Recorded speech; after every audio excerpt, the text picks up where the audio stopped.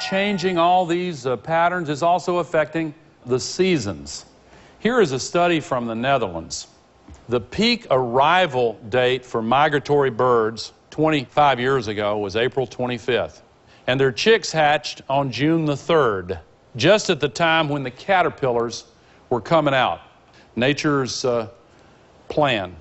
But 20 years of warming later, the caterpillars peaked 2 weeks earlier, and the chicks tried to catch up with it, but they couldn't.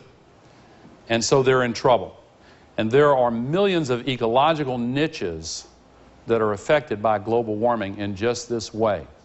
This is the number of days with frost in southern Switzerland over the last 100 years.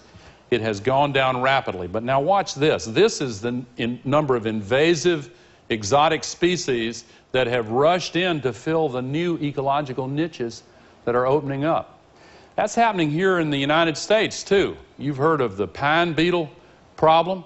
Those pine beetles used to be killed by the cold winters, but there are fewer days of frost, and so the pine trees are being devastated. This is part of 14 million acres of spruce trees in Alaska that have been killed by bark beetles, the exact same phenomenon.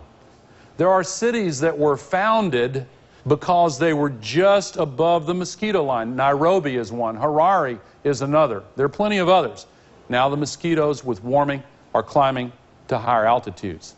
There are a lot of vectors for infectious diseases that are worrisome to us that are also expanding their range, not only mosquitoes, but all of these others as well. And we've had 30 so-called new diseases that have emerged just in the last quarter century.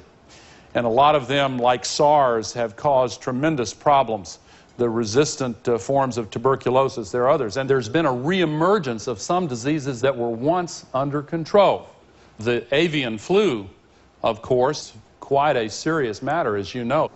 West Nile virus. It came to the eastern shore of Maryland in 1999. 2 years later, it was across the Mississippi. And 2 years after that, it had spread across the continent. But these are very troubling signs. Coral reefs all over the world, because of global warming and other factors, are bleaching, and they end up like this. And all the fish species that depend on the coral reefs are also in jeopardy as a result. Overall, species loss is now occurring at a rate 1,000 times greater than the natural background rate.